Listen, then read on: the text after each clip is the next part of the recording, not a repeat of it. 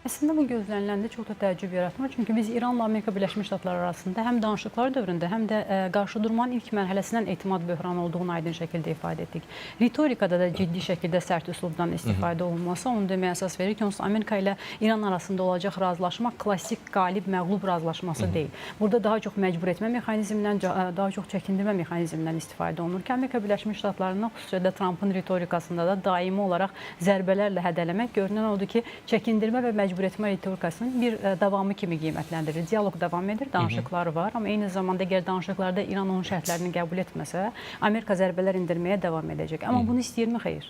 Yəni, Amerika Birləşmiş Ştatlarının da, İranın da bugün əsas hədəfi məsələ diyaloqun davam etdirilməsi ilə bağlıdır və ortaq razılığa gəlinməklə bağlıdır və düşünürəm ki, bundan sonraki mərhələdə onsuz danışıqlar prosesinin davam etməsi bu ritorika üzərində, bu eyni platformalarda davam edəcək. Vasitəçilər olmadan ümumiyyətlə İranla ABŞ eyni masa arxasında otura bilməz. Çünki Pakistanın və Qətərin burada istisnasız rolunu xüsusilə qeyd etmək lazımdır ki, onların etimad böhranlardan qaldıracaq. Lazım olan həddə danışıqlar dayandığı nöqtədə məhz vasitəçilərin gündəmə gəlməsini onu göstərir ki, onların vasitəçiliyi ilə biz regional və qlobal sülhə töhfə verə biləcək bir razılaşmadan danışa bilərik. Çünki bu iki dövlət arasında olan bir müharibə deyil. İsveçrədə aparılan danışıqlar da sadəcə iki dövlət arasında olan ziddiyyətlərin aradan qaldırılmasına əhatə etmir. Diqqət ediriksə, İran rəsmiləri daha çox Livan məsələsini gündəmə gətirir. Livan İran üçün ən əsas təhlükəsizlik elementlərindən biridir və düşünürəm ki, indiyə qədər əldə olunmuş razılıq, xüsusilə də 18 iyun razılaşmasından sonra, anlaşma memorandumundan sonra İranın ən çox qarşıya qoyduğu hədəflərdən, istiqamətlərdən biri məhz Livanda atəşkəsin əldə olunması ilə bağlıdır. Diqqət ediriksə, paralel olaraq İsrail isə bunu qəbul etmir. Hətta Livanın cənubunda özünün hərbi varlığını davam etdirəcəyini vurğulayır. Bu da istər-istəməz iki tərəf arasında davam edən danışıqlar prosesinə mənfi təsir edən və atmosferdə neqativ abu-havanı formalaşan istiqamətlərdən biridir. Amma görünən odur ki, bu neqativ abu-havaya baxmayaraq tərəflər yenə də razılığa gəlmək niyyətindədir. Qəribə bir mənzərə var hazırda. Sanki bütün dünya hazırda ABŞ-İran münasibətlərinin düzəlməsi üçün çalışır, amma bir tək qalan, təklənən İsrail dövlətidir.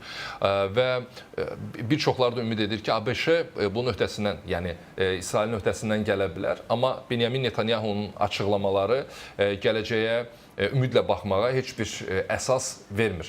Burada İsrail üçün problem yaradan düyün nöqtə hansıdır və maraqlıdır ki, həmin istiqamət bu razılaşma bəndinə niyə salınmayıb?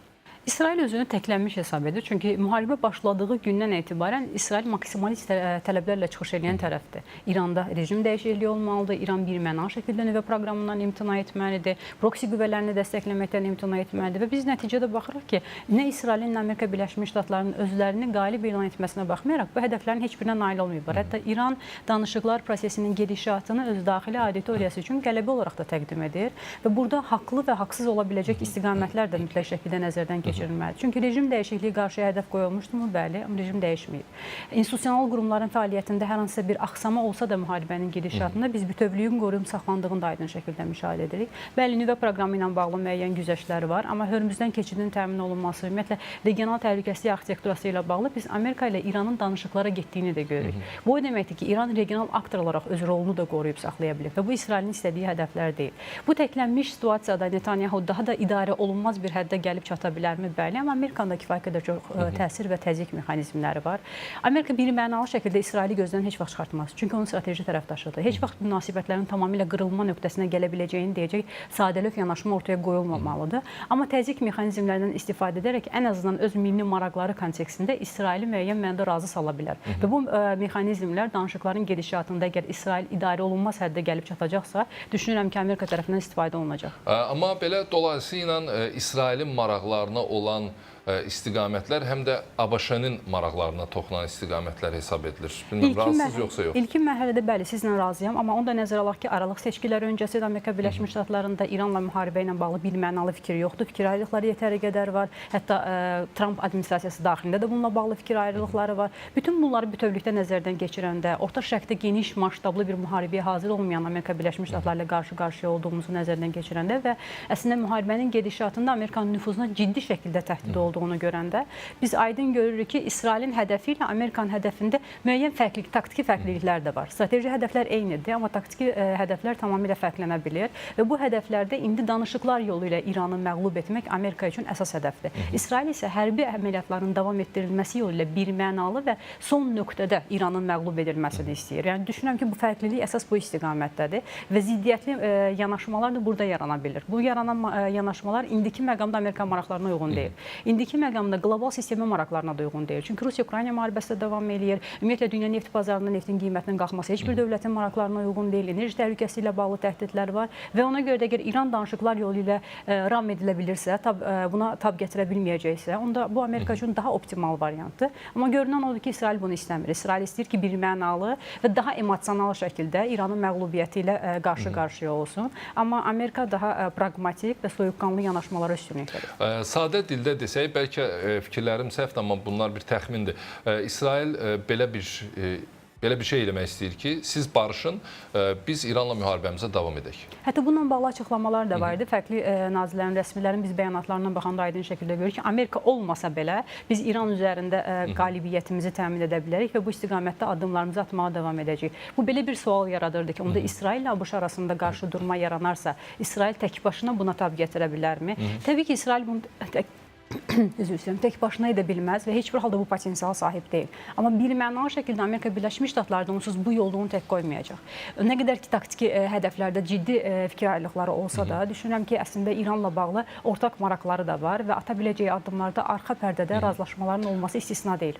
Biz bir neçə gündür elə İsveçrə görüşləri ilə bağlı fərqli ekspertlərlə danışırıq. Onlar mülahisələrini irəli sürürlər. Mən baxdım ki, təkcə bizim yerli ekspertlər yox, elə beynəlxalq səviyyədə də düşünürlər ki, bu 60 günlük müddət sadəcə hər iki ölkəyə müəyyən mənada nəfəs almaq üçün lazım olan bir müddətdir. Bu razılaşmaların hamısı çox həssasdır. İstənilən an hətta müəyyən proqnozlar verənlər də var ki, Amerika Birləşmiş Ştatlarında futbol üzrə dünya çempionatı bitsin, ondan sonra dərhal yenidən gərginlik başlayacaq. Futbol çempionatı bitsin, eyni zamanda aralıq seçkiləri bitsin. Yəni yetəri qədər ssenarilər var və ümumiyyətlə orta şərqdə əldə olunmuş razılaşmaların ömrü çox uzun deyil. Bunu hər kəs çox gözəl bilir. Çünki ziddiyyətlər o qədər dərindir ki, problemlərin həllindən daha çox konkret olaraq şəraitə və zamana uyğun şəkildə əldə olunmuş razılıqları biz görürük. Yəni istəyir nüvə proqramı ilə bağlı olsun, istəyir proksi qüvvələrin dəstəklənməsi ya da daha böyük mənzərədə baxsaq, İranın regional siyasətində ciddi dəyişikliklər varmı? Xeyr. İran yenə də regional aktor olaraq təsir mexanizmlərini qorumağa çalışır.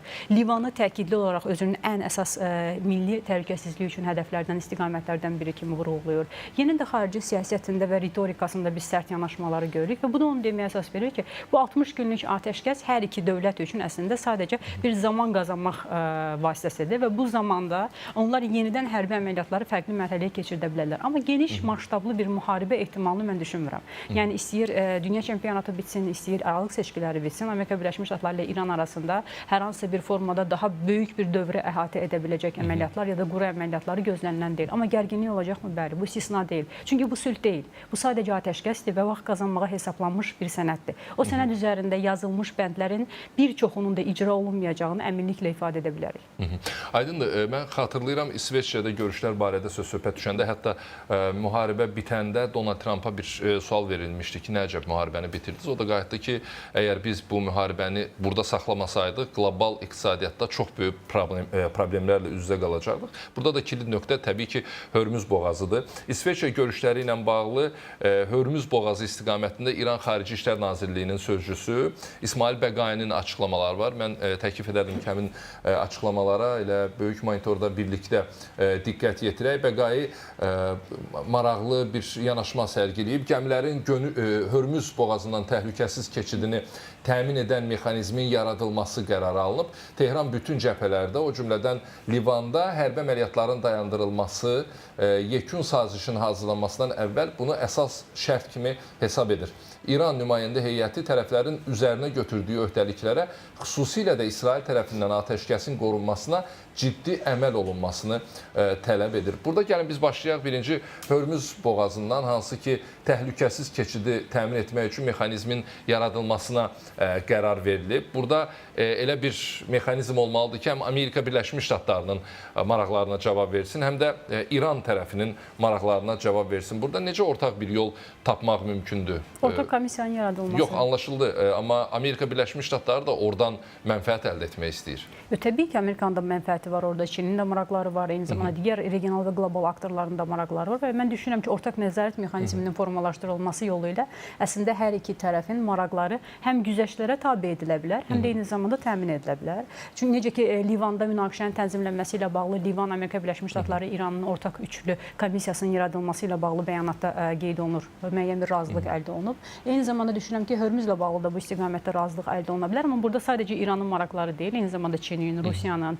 digər aktorların maraqları da ciddi ölçüdə təsir gücünə sahibdir. Çox da asan olmayacaq. Rusiyanın hətta? Hətta Rusiyanın və digər dövlətlərinin. Çünki Amerika Birləşmiş Ştatları regionda nəzarət ələ alırsa, Rusiya regional aktor olaraq öz maraqlarını bütün istiqamətlərdə təmin etməkdə daha çox hədəfləyir və Rusiya-Ukrayna müharibəsi nə qədər davam etsə də, İranla müharibə başladığı dövrdən hər kəs Rusiyanın daha aktiv rol nümayiş etdirməsini və İranı müdafiə etməsi ilə bağlı hər hansı bir yanaşma ortaya qoymasını gözləsə də, bu istiqamətdə Rusiya daha praqmatik, daha soyuqqanlı mövqe nümayiş etdirməyə çalışırdı və düşünürəm ki, heç də maraqlarını qurban verəcəyi istiqamətdə deyil və arxa pərdədə onun da danışıqlar prosesində müəyyən bir təsir mexanizmləri var. Yəni burada istisna deyil, Avropa dövlətləri də eyni qaydada. Çünki Hörmüz boğazı sadəcə İranın və Amerikanın maraqları deyil, bütövlükdə dünya ticarət dövriyyəsinin maraqlarının böyük bir hissəsini əhatə etdiyi üçün hansı dövlət maraqlıdırsa, o dövlətlərin hər birinin maraqlarını təmin edəcək istiqamətdə ortaq bir komissiya formalaşdırılmalıdır. Yəni Amerika üçün çox da asan bir həll yolu deyil bu, amma düşünürəm ki, razılıq əldə olunubsa, ən azından bir mexanizmin formalaşdırılması ilə bağlı bəyanat varsa,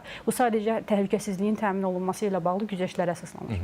Aytən xanım, düzdür, bu görüşlər İsveçrədə keçilir, bir Avropa ölkəsində, amma ümumilikdə Avropa İttifaqından hələ konkret geniş bir formada açıqlama, yanaşma sərgilənməyib. Görüşlərlə, təmaslarla bağlı bir ara yadınızdadır.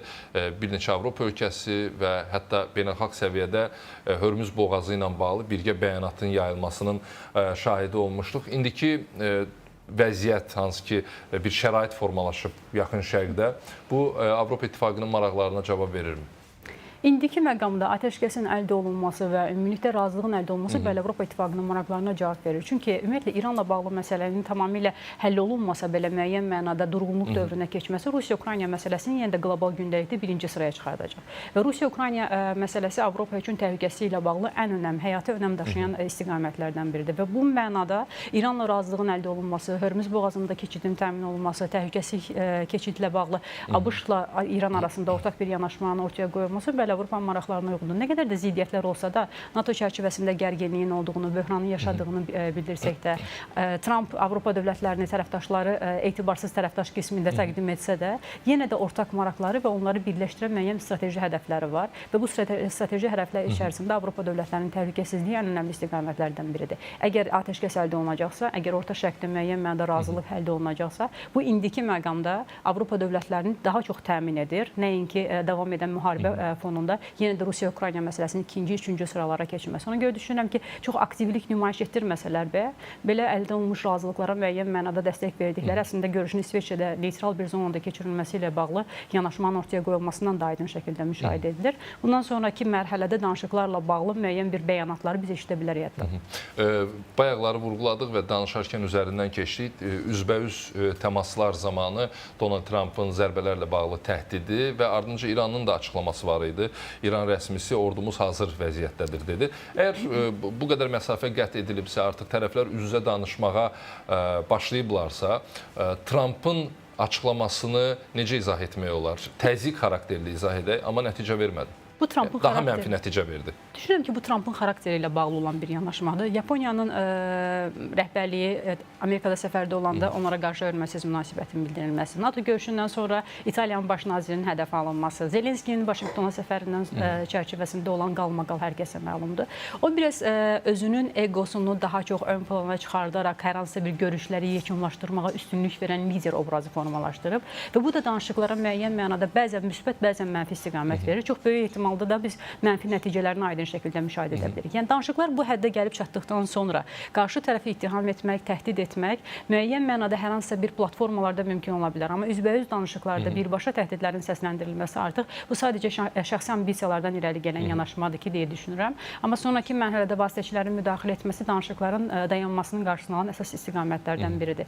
Və düşünürəm ki, əslində Tramp nə qədər çox sülhlə bağlı obraz formalaşdırmağa çalışsa da, sülhü özünün yaratdığı obrazına daha çox etimad edir, arxalanır və ona görə də çalışır ki, mən məcbur etdim İranı, mən təhdid etdim və bu istiqamətdə İran geri addım attı fikrini daha çox dünya ictimaiyyətinə qəbul etdirsin. Çünki biz diqqət ediriksə, İranda mən qalib gəldim obrazını formalaşdırmağa çalışır. Bu biraz da qarşılıqlı olaraq mübarizənin, həm informasiya cəbhəsində olan mübarizənin, həm də daxili auditoriyaya hesablanmış fikirlərin aydın təzahürüdür. Daxili auditoriya deyəndə bu Amerika daxilində Trampın reytinginə təsir göstərməz və ya göstərsə belə mənfi təsir göstərəcək. Çünki əslində Trampın indiyə qədər atdığı addımların hər biri onun reytinqində tam mənfi təsir göstərib, amma o ambisional çıxışları ilə özünün ətrafında daha çox dəstək formalaşdırmağa çalışır və yenə də qeyd edirəm, yəni Amerika Birləşmiş Ştatlarını qlobal aktor özünün də bir nömrəli prezident kimi təqdim etdiyi üçün bu proseslərin gedişatında mənim istədiyim istiqamətdə hadisələr cərəyan edir fikrinin formalaşdırılması danışıqlar prosesində belə çox təəssüf olsun ki, Tramp üçün ən üstün yanaşmalardan biri kimi təqdim olunur. Bu mənfi demə, müsbət demə, indiyə qədər olan hadisələrə və təcrübəyə nəzər yetirsək, düşünürəm ki, bu Trampı çox da maraqlandırmır. Ritorika eynidir, ardıcıl xarakter daşıyır və bu Trampın xarakterindən irəli gələn bir yanaşmadır deyə düşünürəm.